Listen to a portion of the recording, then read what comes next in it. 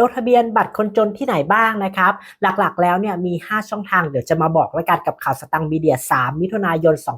2569ช่องทางแรกนะครับเขาจะมีการเปิดเว็บไซต์หลักของโครงการให้คุณเนี่ยเข้าไปที่เว็บไซต์แล้วก็ลงทะเบียนหากคุณเล่นเว็บไซต์ไม่เป็นเล่นคอมพิวเตอร์ไม่เป็นไม่ต้องไป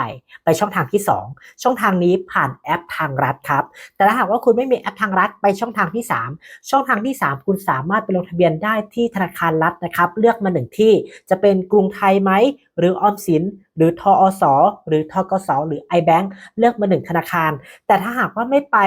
ธนาคารหรือว่าไม่สะดวกไปธนาคารช่องทางที่4ครับตู้ ATM ธนาคารกรุงไทยแต่ถ้าหากว่าตู้ ATM กรุงไทยเนี่ยใช้ไม่เป็นหรือไกลบ้านช่องทางที่5ครับลองถามลูกหลานใครมีแอปเป๋าตังบ้างสามารถที่จะลงทะเบียนเพื่อยืนยันสิทธิ์ได้ผ่านแอปพลิเคชันเป๋าตังนะครับ5ช่องทางนี้คุณสามารถเลือกช่องทางที่คุณสะดวกได้ช่องทางใดช่องทางหนึ่งเท่านั้นไม่ต้องลงทะเบียนทุกช่องทางนะครับเห็นไหมครับว่าการลงทะเบียน